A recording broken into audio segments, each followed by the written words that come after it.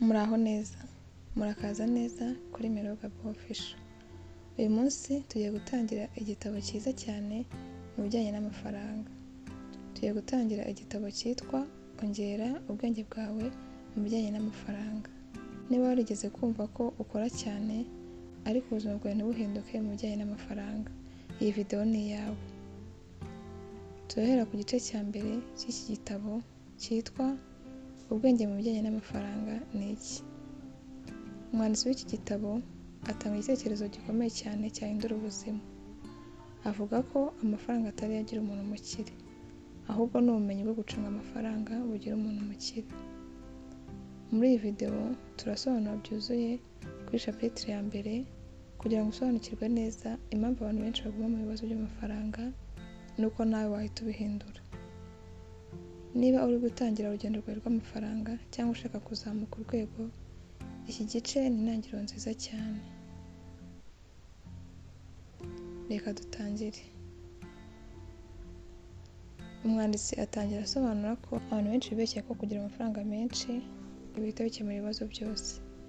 Ariko we aravuga ati si amafaranga agira umuntu umukire, ahubwo ni ubwenge bwo gucunga amafaranga.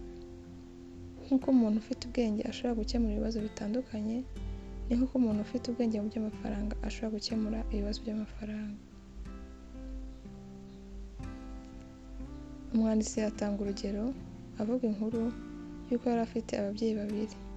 Umwe yamwitaga umubyeyi w'umukene, undi amwita umubyeyi w'umukire.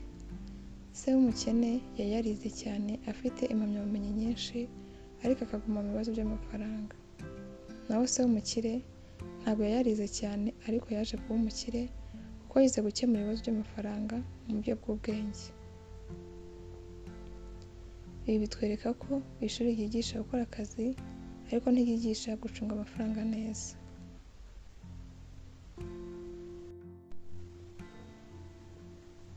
Umwanditsi avuga ikindi kintu gikomeye cyane. Avuga ko abantu benshi bafite ikibazo kimwe gikomeye, bahunga ibibazo by'amafaranga aho kubyigiraho. Abantu benshi iyo bahuye n'ibibazo by'amafaranga batangira kugishinja abandi, bakavuga bati nta kazi mfite cyangwa mfite umushahara muto. Ariko umwanditsi we avuga ko ikibazo si amafaranga make, ikibazo ni uburyo utekereza ku mafaranga. Uko abantu batekereza bituma baguma aho bari. Hari abantu batekereza bati nimbona amafaranga menshi ibibazo byanjye bizakemuka, ariko ukuri ni uko iyo ubonye amafaranga menshi udafite ubwenge bwo kuyacunga, ibibazo byawe biriyongera. Niyo mpamvu ubona hari abantu batsindira nk'imikino y'amahirwe bakabona amafaranga menshi, ariko nyuma y'igihe gito bagahita basubira mu bukene. Cyangwa abandi bantu binjiza amafaranga menshi ariko bagahora bafite amadeni. Si uko badafite amafaranga, ahubwo ni uko badafite ubwenge bwo kuyacunga. Umwanditsi atwigisha ko buri kibazo cy'amafaranga gihishemo isomo rikomeye cyane. Urugero, kubura amafaranga biba ari amahirwe yo kwiga kongera uko wakinjiza andi. Amadeni ni amahirwe yo kwiga gucunga ndetse no kurinda amafaranga neza. Iyo uhombye biba ari amahirwe yo kwiga gushora imari neza. Iyo uhisemo kwigira kuri ibyo bibazo urushaho gukura mu bijyanye n'amafaranga, ariko iyo ubihunga uguma aho uri. Umwanditsi agaragaza itandukaniro rikomeye cyane hagati y'abakire ndetse n'abandi bantu. Abantu benshi baribaza bati nabona amafaranga gute? Ariko abakire bo baribaza bati nakora iki kunya muri iki kibazo kinzanira amafaranga? Ibi bituma abakene bategereza amafaranga, abakire bakubaka uburyo bwo kuyabona. Ubwenge mu bijyanye n'amafaranga burigwa. Ikintu cy'ingenzi cyane umwanditsi avuga ko nta muntu uvukana ubwenge bwo gucunga amafaranga bwuzuye, ahubwo burigwa, buritozwa ndetse buriyongera uko umuntu agerageza. Ibi bisobanura ko nawe ushobora kubwiga ndetse nawe ushobora guhindura ubuzima bwawe. Ikosa rikomeye abantu bakora. Abantu benshi bashaka amafaranga vuba ndetse bagashaka n'ibisubizo byihuse, ariko ntibashaka kwiga ndetse no kwihangana. Umwanditsi avuga ko ubukire bw'ukuri buturuka ku bwenge.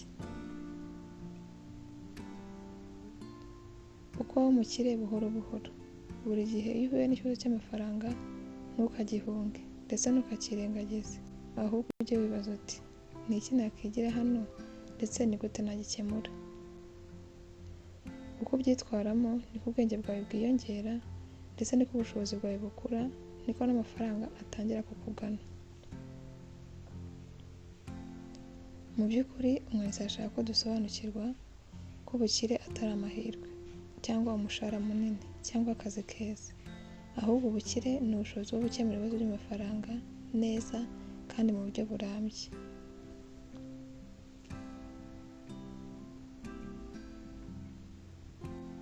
Mu gusoza iyi chapitre ya mbere, icyo umwanditsi ashaka gusobanura ni uko si amafaranga agira umuntu umukire, ahubwo n'ubwenge bwo kuyacunga.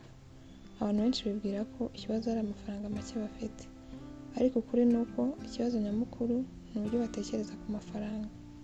Iyo umuntu adafite amafaranga, akenshi ahita atekereza ikintu kimwe, ategereza ko yabona andi mafaranga vuba. Ariko umwanditsi atwigisha ko ikibazo atari ukubura amafaranga gusa, ahubwo ari ukubura ubushobozi bwo gukemura ibibazo by'amafaranga. Ubwenge mu by'amafaranga ni nk'ubundi bwenge busanzwe, nk'uko umuntu ashobora kwiga gukemura ibibazo by'ahantu ari, ku kazi, ku ishuri cyangwa ahandi, niko ashobora no kwiga gukemura ibibazo by'amafaranga. Iyo wiga gukemura ibibazo byinshi, niko urushaho kuba umuntu ukomeye mu by'amafaranga. Kandi umwanditsi atwigisha ko ibibazo by'amafaranga si ibintu bibi cyane, ahubwo ni amasomo. Buri kibazo uhuye nacyo kigufasha kumenya aho wibeshye, kwiga ubundi buryo bushya bwo gukora ibintu ndetse no gukora mu bwenge. Iyo uhisemo kwigira kuri ibyo bibazo aho kubihunga, uba uri gukura mu bijyanye n'amafaranga ndetse n'ubwenge. Impamvu abantu benshi baguma mu bibazo. Abantu benshi bagira ikibazo kimwe, bahunga ibibazo aho kubyigiraho. Iyo habaye ikibazo cy'amafaranga, bazajya gushinja abandi cyangwa bakajya kuguza, ariko ntibibaze ikibazo nyamukuru. Ni iki nshobora kwigira muri iki kibazo? Umwanditsi asobanura ko isi y'amafaranga yahindutse cyane. Amategeko yahozeho si yo agikoreshwa. Mbere abantu bashyiraga imbere kuzigama gusa, ariko ubu amafaranga ahindura agaciro buri munsi. Ibi bisobanura ko kuzigama gusa atari byo byonyine byakiza umuntu, ahubwo ugomba kwiga uko amafaranga akora, uko wayashora ndetse n'uko wakwinjiza andi mafaranga. Ikosa rikomeye abantu bakora. Abantu bashaka amafaranga vuba kandi badafite ubumenyi ku mafaranga. Iyo ubikoze gutyo, ushobora kubona amafaranga vuba ariko ukanayatakaza vuba, kuko nta bwenge bwo kuyacunga uba ufite. Mu gusoza, umwanditsi atwibutsa ibi: ntabwo ugomba kwiruka inyuma y'amafaranga, ahubwo ugomba kwiruka inyuma y'ubwenge bwo kuyacunga ndetse no gusobanukirwa byinshi ku bijyanye n'amafaranga.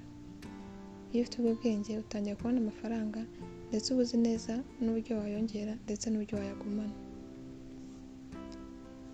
Niba ushaka guhindura ubuzima bwawe bw'amafaranga, tangira ibibazo ibi buri gihe. Ni iki ndi kwigira muri iki kibazo?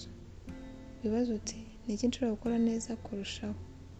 Kandi unibaze ni gute nshobora gukemura iki kibazo aho kugihunga. Iyo utangiye gutekereza gutyo, uba utangira urugendo rw'ubukire nyabwo. Ibyo ni byo by'ingenzi byari mu gice cya mbere. Mu gice gikurikiraho tuzareba uburyo butanu bw'ingenzi bwo kongera ubwenge mu by'amafaranga. Niba iyi video yagufashije, kora like, kora subscribe ndetse unayisangize n'abandi. Murakoze cyane.